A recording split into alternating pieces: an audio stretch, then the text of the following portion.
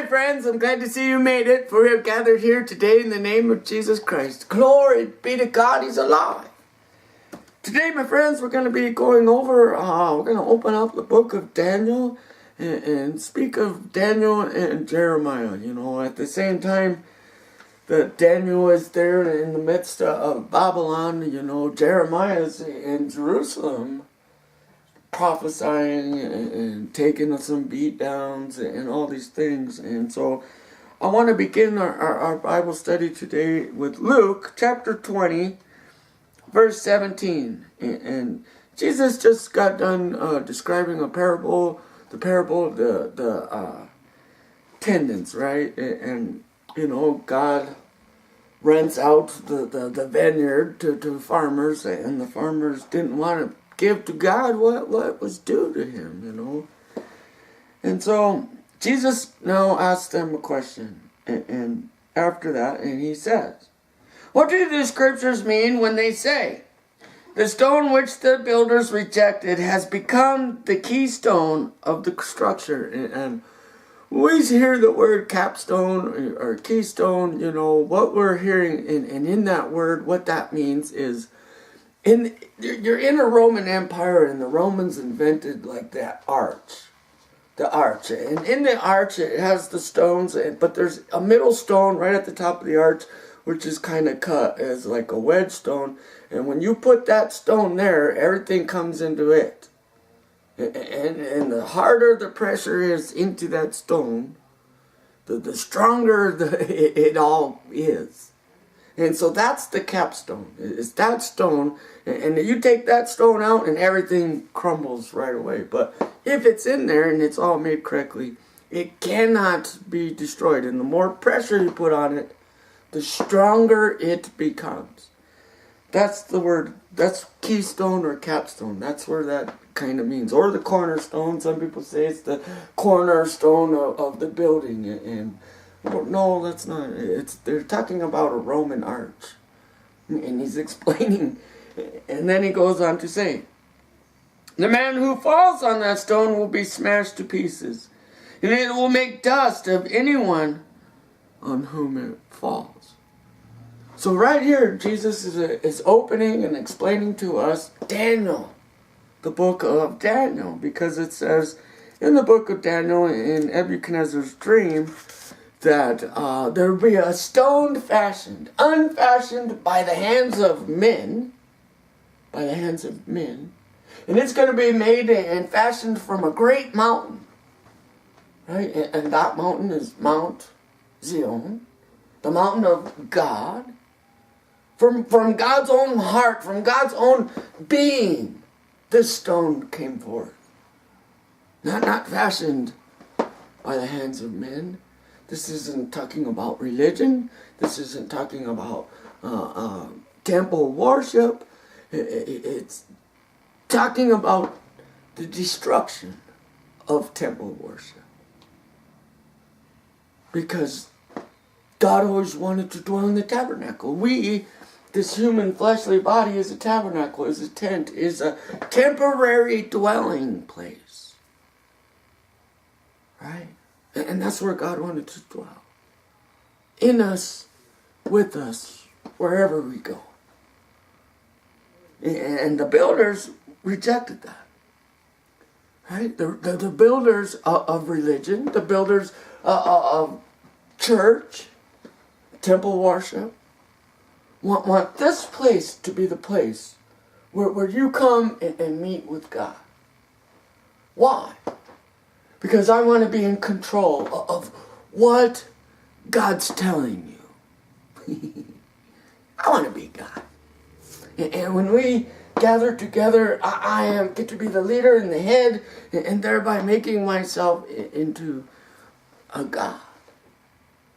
Because God forbid, if God had a personal relationship with each and every person in their own homes, where would I be in this world? Where would I be? Right? And so Jesus explains to them, you know, hey, be aware of these lawyers and these people who are always seeking the recognition of men. Okay, these people are like the heads of gold. in Nebuchadnezzar's tray. The heads of gold. It's amazing to me that in our world today, and that's the thing, is this prophecy and all this stuff in Daniel's time and with Nebuchadnezzar. Daniel says, don't worry, Nebuchadnezzar. This isn't for us. But this is for the latter days, for the last generation. Because it's upon the last generation that carries the sins of our forefathers. Right? And so they experienced the most punishment. Same with Jesus in his time. Everybody was at its wickedest point.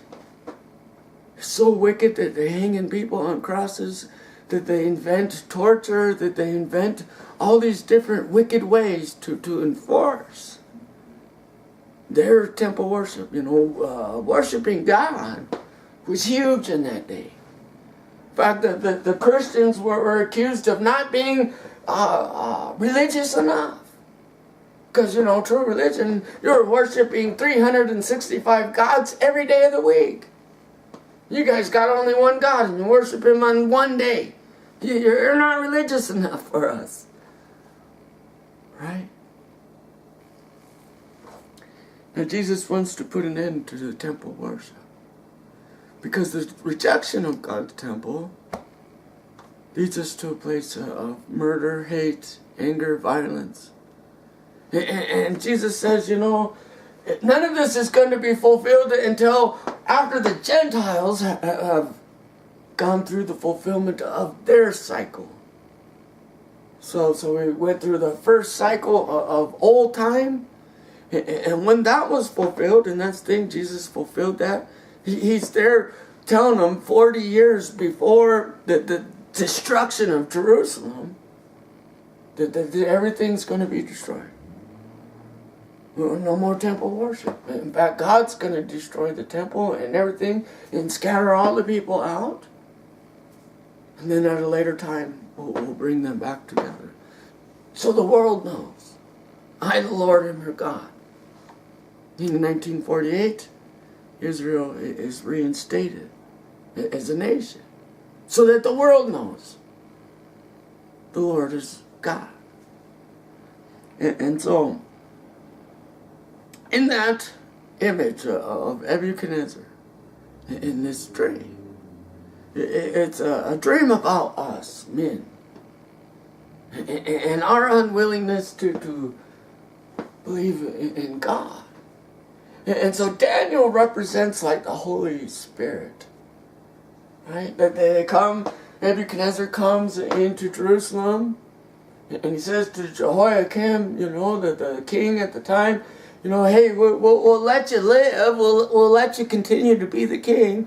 We want all the children, and not just any children, but we want the strongest children, the smartest children, the most athletic children, the best you got.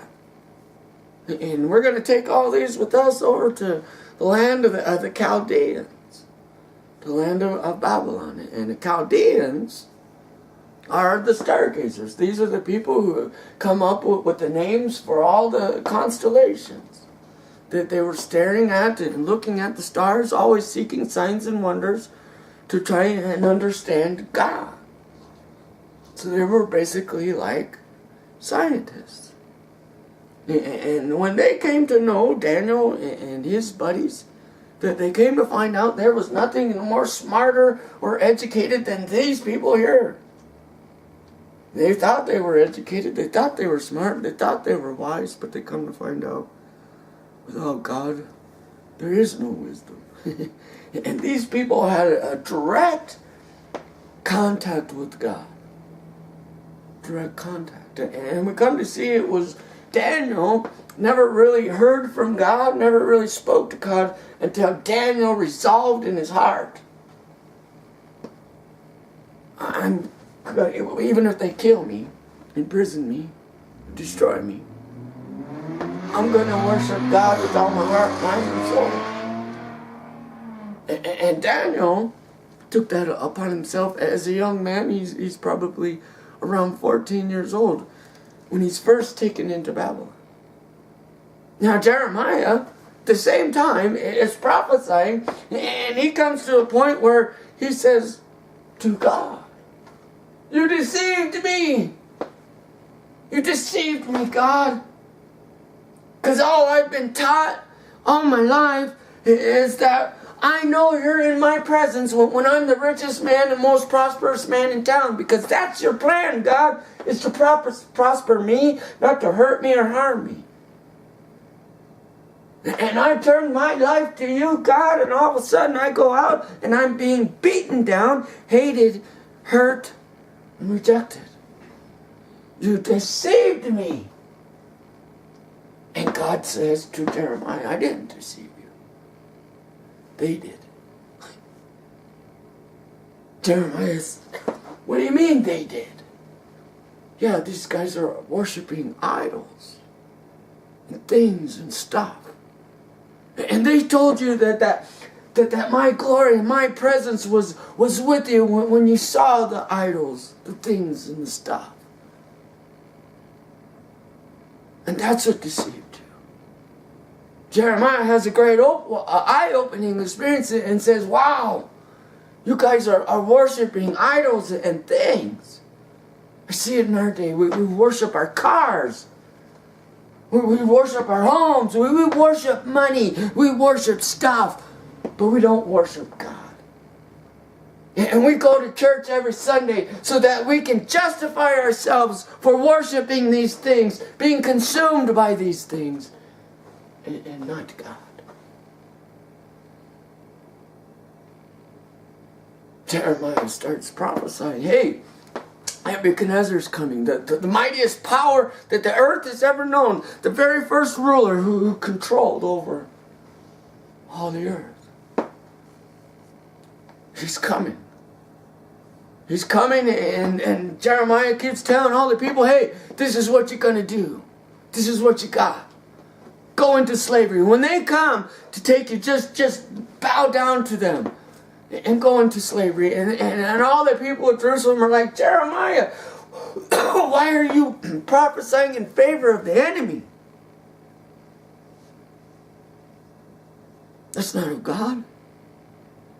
God's not going to hurt us. God's not going to destroy us." And Jeremiah says to you, "Yeah, but because you don't believe. I want you to be prepared for when the enemy comes, because they're coming." Nebuchadnezzar and his mighty army that has single-handedly wiped out and destroyed every country. In fact, Nebuchadnezzar said that this is how we glorify ourselves over men. When we take over your kingdom, we take your king and we make him our slave. And it wasn't make him a slave to do hard labor. No, he kills their family and everything that they held dear right in front of their eyes, and then gouged out their eyes and forced them to live long life. And he'd bring them every day and say, "Look at how much power I have over the kings of this world. You are a blind joke." And they would make fun of them and torment them day and night until they died. Keeping them alive, keeping them fed. This is the punishment we're going to put on you. This is the slavery we're going to enslave you to. Our torment. Our torment. You know? Jeremiah is telling all the people, "Yeah, here he comes. Why do you keep prophesying for the enemy?" And he says, "Because you don't believe. Because you don't believe. Here they come. And this is when they come, I want you to just be slaves to them. Don't fight." Why would we do that, Jeremiah? Because you don't believe. Believe in what? We worship God every day. We have the temple of the living God right here in our country. What do you mean we don't believe, Jeremiah? And he says, "I just obey God And when the enemy comes, bow down to them. Be their slaves. And that's the thing with Jesus is he's talking to the Pharisees and these people, the leaders of temple worship. Right? And they say, well, if you're the stone that's spoken of in Daniel, right there's the Roman Empire. Go destroy him. And Jesus is saying, but it's you who don't believe. It is you the Bible has been speaking of. Right? Because that's the thing. When we're not in belief, when we don't believe, we're an enemy to God. An enemy to God. Right? Nebuchadnezzar says to Jeremiah, hey, we destroyed all your town and your temple and everybody in it. We took everybody's slaves. Thanks, Jeremiah, for prophesying in our favor. Now go your way. Go your way. You, buddy, can live. Because you spoke so favorably of the enemy for us. Right? Well, meanwhile, back in Babylon, it's Daniel and his three buddies. Right? And they have the Spirit of the living God in them. You know, that's the thing is, people wanted, why did God destroy the temple and temple worship? Because he wanted to scatter out the light, like stars, into dark places. God wanted to save Babylon. Right? Jesus says, love your enemies. For it's in the loving of your enemies God's going to save you. So there they are. And Daniel finally says, 14-year-old boy, I resolve in my heart. I'm going to love God with all my heart, mind, and soul. He's in slavery. He's in a place where he don't know. He's been stolen from his mother and his father. And he has no clue what's going to happen to him. All he knows is what he's heard and the rumors about it. That Nebuchadnezzar gouges out the eyes of kings and parades them around day and night so that they may be tortured. Right? Nebuchadnezzar, while sleeping, has a dream that terrifies him clear to the core of his soul. The core of his soul. And he says to all these wise people of his country and his nation and the stargazers, those who seek signs and wonders, those who think they are the wisest men of the earth. He gathers them together and says, man, I had this dream last night and it scared me to the core of my soul. Interpret that dream for me. And they all, one by one, say, oh, yes, Nebuchadnezzar, tell us the dream. And we'll interpret it for you. Nebuchadnezzar says, well, do I look like a fool? You tell me what I dreamed, because I forgot it. It left me. I know it was really terrifying, but I can't remember it. You tell me what I dreamed, why it terrified me. Interpret it for me. I'm going to kill every single one of you. Right? Daniel and his buddies. Meshach, Abednego, and Shadrach, that was the name the Babylonians gave them. But the names God gave them. One who looks like God, one who's likened to God, one who calls on the name of God. That's what their names were. Right? And they meet them. They hear that Nebuchadnezzar is about to kill everybody. And in that, their hearts and their spirit are moved to compassion and pity for those people who they do not even know. And they go and tell Nebuchadnezzar that our God answers dreams and visions. Right? And they go and they have a meeting. Come to find out that Daniel and his 3 buds are like the smartest, wisest, most common sense people he's ever met. Right? Says to them, I had this dream. And I can't remember it, but I know it scared me to the core of my soul, and I want you to interpret that dream for me. Right? Daniel says, give me a couple days. We'll go back and we'll pray to God. We'll ask God to interpret that dream, because Daniel says, I don't know how to interpret dreams or visions, but I know God does. And I'll talk to God. Surely He will answer. Right?